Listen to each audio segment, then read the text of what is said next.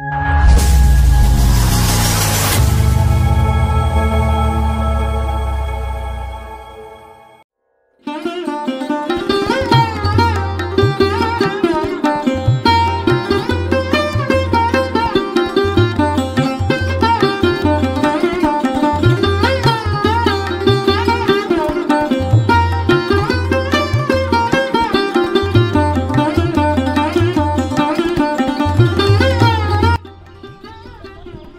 Guys, welcome back to our new another blog.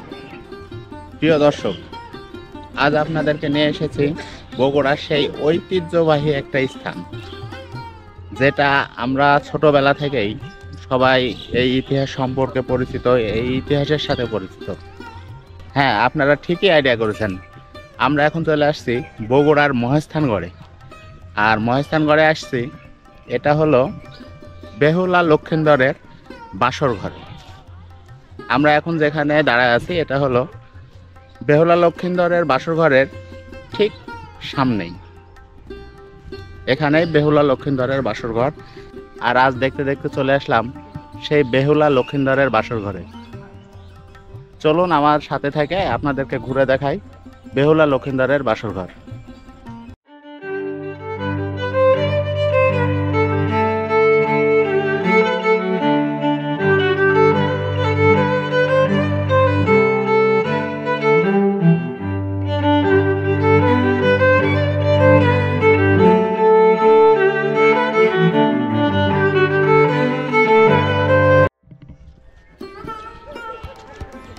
সুপ্রিয় দর্শক, আমরা এখন এই যে আমার পিছনে দেখতে পাচ্ছেন লক্ষিন্দরের বাসর ঘর।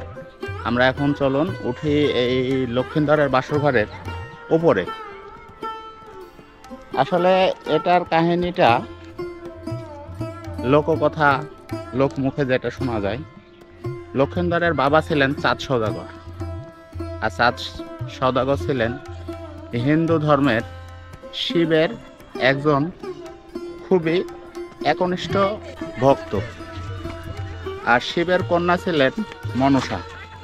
এই মনসার পূজার প্রচলনের জন্য তার পিতা শিব তাকে বলে, তার প্রথম পূজা একজন শিবের ভক্ত দ্বারা দিলে তার পৃথিবীতে পূজা চালু হবে। তখন মনসা ঠিক এই পূজার প্রচলনের জন্য চাঁদ সওদাগরকে নির্বাচন করে।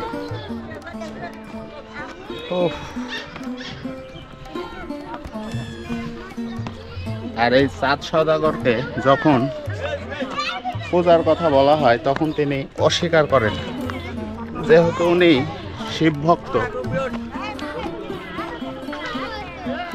সেই জন্য তিনি মনসার পূজা করতে অস্বীকৃতি জানায়।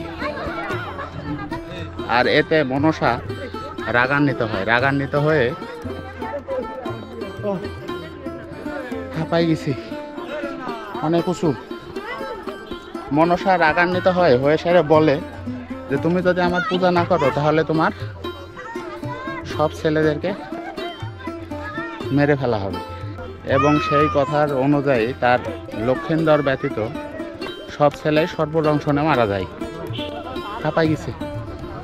আর চাঁদ সওদাগর সেই ভয়ের জন্যেই লক্ষিন্দরের বিয়ের সময় তার বাসর ঘর নির্মাণ করেন, যাতে কোনো ছিদ্র না থাকে, কোনো সাপ তাকে দংশন করতে না পারে। কিন্তু তার এই চেষ্টা সম্পূর্ণ বৃথা হয়।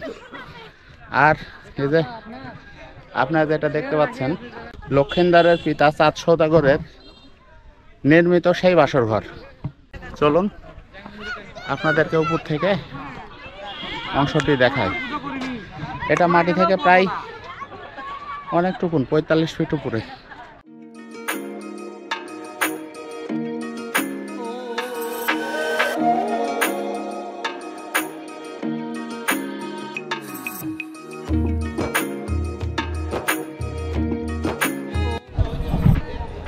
প্রিয় দর্শক, আমরা এখন আছি বেহুলা লক্ষিন্দরের বাসর ঘরের একদম সর্বোচ্চ চূড়ায়, মাথার উপরে। এখান থেকে আপনার আশেপাশে সব কিছুই খুব সুন্দর পরিষ্কার দেখা যাচ্ছে। এটা পরবর্তীতে এই বাসর ঘরকে কেন্দ্র করে আশেপাশে অনেকগুলো ফুলের বাগান তৈরি করা হয়েছে।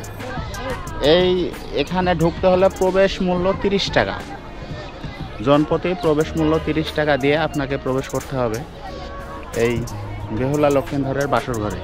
সেরকম কিছুই নাই, যারা এখনো দেখেননি এই বাসর ঘর তাদের কাছে একটা কৌতূহলপূর্ণ স্থান। কিন্তু এই যে শুধু মাটির ডিবা, চারিদিকে ধ্বংস হয়ে গেছে, পরবর্তীতে খনন করে এটা পাওয়া গেছে। কিছু কিছু ওয়ালগুলান দেখা যাচ্ছে, এই ওয়ালগুলান আছে ইট মাটি, এছাড়া আর কিছুই নেই এখানে। ওঠাটা যেমন খুব কষ্টসাধ্য, ঠিক নামাটাও অনেক কষ্টসাধ্য। আর আমার মতো একটু ওভারওয়েট হলে তো আর কোনো কথাই নেই। তাই একটু সাবধানে উঠবেন, সাবধানে নামবেন। অবশেষে চলে আসছি বাসার ঘরের নিচে। এখন একটু বসে রেস্ট নেওয়া যাক।